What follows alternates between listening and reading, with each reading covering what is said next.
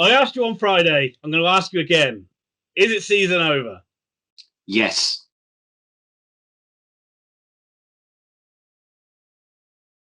Hello, everybody, and welcome back to Very Biased Opinions. It's time for another review of another Oxford United game. Thomas can't be with us once again, so we do have the pessimistic one himself, friend of the channel and Patreon backer, Robert Allen in. So, as you know, seems to be the case whenever he's drafted in, Oxford lose. And that was the case again, so we'll just get the score out of the way. Early doors, this one, a very, very disappointing home loss to Accrington Stanley. It ended up Oxford United 1, Accrington Stanley 2. Just what are your thoughts? Now, the game's only just finished. What are your thoughts after just watching the end of that one, Robert? Well, firstly, I think it's now thanks to VBO that Oxford promotion push is over. Why? Bringing me in over this, yes, just bringing us in over this Easter bank holiday weekend has actually killed off any momentum that we might have. But no, my thoughts are, as I said to you earlier, we don't deserve promotion. We're not good enough to be promoted. We've got some decent players and we look good at times, but we're not consistent enough. We'll probably finish this season 10th or something around about that mark. And we'll have a couple of good wins between now and the end of the season. We might even have a really, couple of good goals, and that'll be it. And that's really where we deserve to be based on this season. Yeah, I mean, I came in after the loss to Sunderland. I thought that Oxford needed to they could really only afford a couple more slip-ups in the remaining 8 games. And the fact that we've had one in the very next game to Accrington, it just, for me, it makes it really almost an impossible task now. And as you said, the consistency is not good enough. Right. How Oxford started this game. They started with Ruffles still wasn't fit enough to play, so they moved Hansen from right back to left back. God, Jamie Hansen's like, what position has he not played this season? Sam Long came back in, though. That was good to see Longy back in the side. Odd combination of midfielders. And there were people online beforehand saying we don't have a midfield. The fact that he's played Lee and he's played Henry as the 2 centre midfielder players today. And that didn't work at all, did it? Because Accrington ripped us to shreds at the start of this game. It was unbelievable how much damage they were doing to us. But the Sunderland game was actually quite tight by comparison. A side that's like pushing for the top spot in the league. We actually looked very good defensively against them. Today, we were all over the shop, and that's because we didn't have a midfield. Yeah, we didn't have a midfield. We were also very sloppy with any passing that we did. And Accrington pressed us, and fair play to them. They played really well at the start. And I mean, just throwing Accrington's lineup on the screen now, and they're always a constantly underrated side. And I'm sure everybody thought this is a game Oxford United should win today because we always do when we play Accrington. But I think they've won like 4 out of the last 6 times they've come to the Kassam Stadium. So they always kind of punch above their weight. They've got like 10 players out injured or something like that, but they've still come and produced a performance with a hell of a lot of energy. They should have taken the lead before they did, although that didn't really affect it because they scored pretty much with the next attack. But for me, that was blatantly over the line, that one at the start. And it should have been given. But the very next attack, Smith, who was a thorn in Oxford's side all game, went forward with the next attack and just absolutely smashed one into the top corner. Stevens had no chance. And Oxford were all over the place, really. And we were really reliant on Stevens, really, keeping us in it until we showed one bit of quality and got back into the game.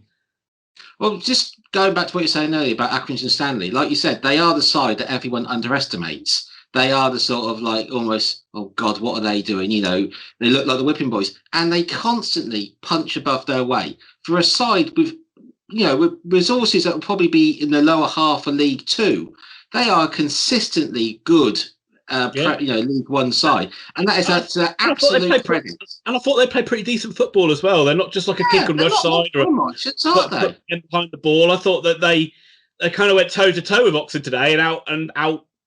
I just thought they had more energy. I thought they had more effort. I thought and I hate to say it because it's very cliche, but I feel like they wanted it more. I've got nothing but admiration for Accrington Stanley to be consistently punching above the weight the way they do and to play a decent standard of football doing it. Fair play to them. Absolutely nothing but respect for that club. Right, now we've been nice for Accrington Stanley. We can slag Oxford off. Let's get back on track. So obviously, Accrington, they looked dangerous from a lot of attacks they had, and Oxford was scrambling about at the back. Stevens made a couple of good saves. I think we were quite lucky that Accrington got into the habit of just shooting from distance, because a lot of their shots were pretty poor. But they did hit the post from a free kick, or Stevens saved it onto the post and then made a good double save. But out of nowhere, really, Oxford got back into the game with one bit of quality, which was a long ball hit forward from Long. Taylor controlled it down to Lee. The benefit of having Lee and Henry up there is the fact they do support Taylor, and Lee produced a good finish. And, I thought he was very good today, actually, Elliott Lee. Elliott Lee was a fantastic goal by Oxford. It was well worked. It was the first bit of skill we've shown all game. Elliott Lee has been good for us since we signed him, really. He has scored goals. He's looked a threat. He's... I've got no complaints about having Elliott Lee in the side at all. But that was a good sort of setup by a good ball by Long. Taylor did well. Good finish by Lee. And then for the rest of the second half, Oxford actually looked the most dangerous side. We pushed forward and we did create several chances. Taylor could have scored near the end. We were putting them under pressure. They couldn't clear their lines. And, we almost one of those times where we wanted the second half to go, the first half to continue a bit longer. Yeah, he's still on first half. I thought he jumped ahead to second half then. I was like, whoa, what's he doing? You're right. Yeah, there were a couple of instances where Oxford could have nicked it and gone 2-1 up, and they did look stronger. And you thought that, you just thought that, it was now they've woken up, they might kick on a bit in the second half. But again, I felt it was a bit sluggish at the start of the second half. Weren't made to pay at the start of the second half, and it was very even Stevens. But I don't really remember Oxford creating too many chances before we went 2-1 down, unless I'm mistaken. Were there anything you can remember? These things, the sequence I can remember was that we had some pressure around the goal, and their keeper made a very good save and went out for a corner. And then from our corner, they went right back up. Suddenly, when they had someone unmarked, basically sprinting in on goal, and it was a decent save by Stevens, and Shadipo virtually, stops it going in as well. But that was good work by Oxford, wasn't it, to leave their main striker Charles completely unmarked. But Shadipo did well there, to be fair to him. Shadipo did well there, didn't he, though, to be fair to him? Oh, he did very well. He sort of trapped back there and sort of did nicely. But you're looking at it thinking, well, I'm assuming the referee's about to blow, because there's no way Oxford are going to leave someone like that unmarked in their own. Oh, we have. I know. Well, it came from a big. I don't know if it was Brannigan or Long. My man, it was Brannigan, who just literally messed up the clearance, didn't he? Kicked it against his own head or something, and it put him under pressure. I looked at my phone at something to check something, and looked. I went, "Oh, that's offside then." Oh no! Right. Yeah. So it was. As I say, it was a very even Steven game, but it was Accrington who had the decisive moment in the second half, and it was Oxford made changes, pushing on to win the game. They gave away a free kick on the edge of the halfway line. It was just bumped in there, not very well defended, and it fell to their centre back Nottingham, who took a great touch and just smashed it into the bottom corner, really. And it was at that point it was a tight game, and it was going to be decided by a bit of quality, and a bit of quality came for Accrington, unfortunately. Yeah, I mean, Oxford didn't play particularly well, but I would have thought overall, if that game had finished 2-2, I don't think anyone would have had any real complaints. I don't think so. I mean, we were very reactionary again, though, weren't we? When we went 1-0 down, we kind of reacted. When we went 2-1 down, all of a sudden you saw urgency again from Oxford. So it is frustrating from that point of view, while we can't start on the front foot, while we have to wait to go a goal down. But when we went, I remember a thing in the second half after we went 2-1 down with the goal that they scored. A very similar thing happened in Accrington's penalty area, where there was a free kick in there. It bobbled around. It fell to Elliott Moore, and he couldn't produce the same sort of level of finish as Nottingham had. And I think it was a great block that got out to him. And you just that was the difference, really. We just weren't clinical enough. And I thought there were some Oxford players that played well, but I'm disappointed with the general level of performance, just because it's just not good enough. And for me, there's I just don't understand why Oxford played in such a sort of sloppy manner. And I mean, again, it just comes back to what you said at the start. We don't deserve promotion when we're not good enough. I mean, I think this sort of moves beyond the Accrington game. This Accrington game is symbiotic of most of our season. We've been sloppy. We've sort of we haven't helped ourselves. And then we do something well. We suddenly up our game. We look quite good, and then we shoot ourselves in the foot again.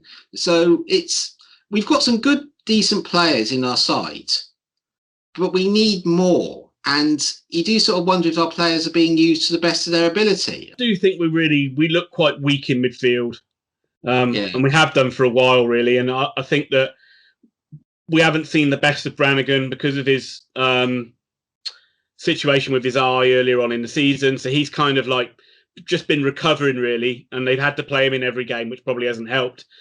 But I think when you don't have Goran in there, Oxford missed a lot of physicality of having Goran and Brannigan in the midfield, because I just don't think Henry and Lee did that job particularly well, and I don't think Sykes or Kelly does that job particularly well either. So Oxford definitely are missing kind of a body, like a presence in that midfield, like what we had with Marcus McGuane. And I know there's something you said earlier on in the Sunderland game, is I'm surprised that he hasn't tried Jamie Hansen a bit more in that midfield role.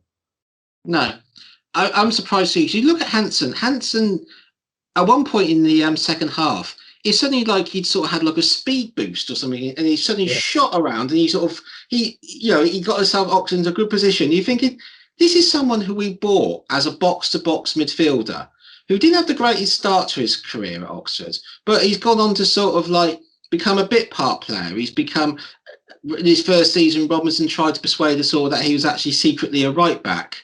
And then he became a midfielder. He's had injuries, and he's been unfortunate that other players have come in and kicked on where he hasn't. But you just look at him thinking, he looks a decent player. You could try him in midfield. He might be able to create something rather than just playing him at left back or playing him at right back. And he's doing fine. I think at the very least, he would help Oxford out with like a bit with the physicality in there, and he'd get around, he'd make challenges, he'd win the ball back.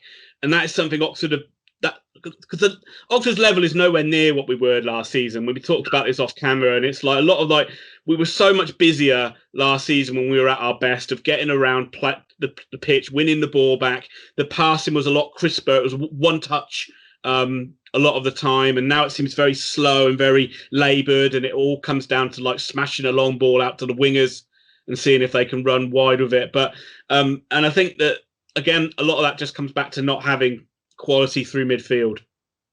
I'm disappointed in Robinson. I mean, tactically, I'm disappointed in Robinson, because what are we achieving? He brought Win along before Adji, and Adji again is shoved out on the wing to replace Shadipo. It's almost like he's thinking, oh, we need the quick player out on the wing to put the crosses in. It's like, no, play Adji up front. Adji's not the greatest striker in the world. We're not acting like we've only got an undiscovered, like his hidden gem here. He's flawed as a player, but he's got a lot of potential. And the more you play him, the better he's likely to get. But we don't. We just seem to sort of use him sporadically, and he'll have a good game, and then suddenly he'll be dropped and putting Taylor back in there again. So it's just he never gives Addy a run of games. It frustrates the hell out of me, and it's like, especially with the way Oxford have been forced to play more and more direct as the season's gone on. Yeah. Why would you not want the big powerhouse guy who's quick up front or on the pitch more than just a little 15-minute cameo on the wing? Yeah. I mean, even things like have gone well for Oxford, like, finding out that Ruffles is a good left back, finding out that Long's a good right back. Those are accidents. I mean, he hasn't planned that. It's just those two people have had to sub positions, and glory be, they're actually really good at them. Well, Ruffles has been left back for a long time, though, hasn't he? Well, yeah, but it was still an accident. Ruffles was a midfielder, and he came back to play at left back, and suddenly, oh my God, we've got a good left back. Sean Clare was going to be our right back this season, and then suddenly we find out, oh look, Sam Long's actually very good at right back. Who knew?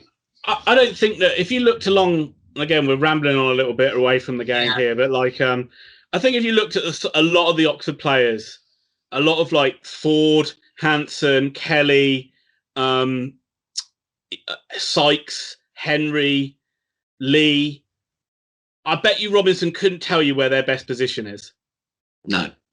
What can you do? I don't see Robinson going anywhere anytime soon, and I've thought for a while that he's very rigid in his tactics of playing this 4-3-3, and Oxford's plan seems to be very much just like, we have one way of playing, and whenever we try and mix it up, it looks even worse than when we were playing beforehand. Well, I think part of this is we were talking again off camera, as his comments after the Sunderland game were not helpful, put it away, and I don't think they portrayed the club in a good light. But what you're saying is, like, the trouble is, there's not I know we're not talking too much about the actual game, but there's not much to talk about in the actual game. It's just typical of Oxford season, where we started poorly, lost a game, had some good moments, but we weren't consistent enough. I mean, that's been this case for so many matches this season. Yeah, so I think we both think that it's kind of the playoffs has kind of peters out from this point here, and there might be the odd false dawn again before the end, but it's looking like a tall order. So we'll wrap this one up. Well done, Accrington Stanley. If there are any Accrington fans watching this, put the comments down below, because you deserved it today. I thought that you wanted it more than Oxford today. Disappointing one for Oxford. We got a difficult game away at Crewe now, and I'm not confident about that at all going into Saturday. But we'll probably be back doing a live stream on that one. Please give this video a like. That helps us out so much on YouTube. Hit that subscribe button and the notify bell. Thank you once again, Robert, for coming on. Robert is one of our Patreon backers. If you want to be a Patreon backer, the details are on the screen. They're also down in the description. It starts from as little as £3 a month, and it really helps us out on this channel. But just generally, just watching the videos and liking the videos helps us out a hell of a lot. So we appreciate any support that you can give us. There'll be plenty more videos coming up on this channel, and hopefully they won't all be talking about Oxford being poor. But you never know. We love to they are the gift that keeps on giving. But push that enjoy into Premier League predictions. Try and make it. Yeah. Enjoy the rest of your Easter weekend, and we'll be back with more content throughout the week, and we'll see you soon.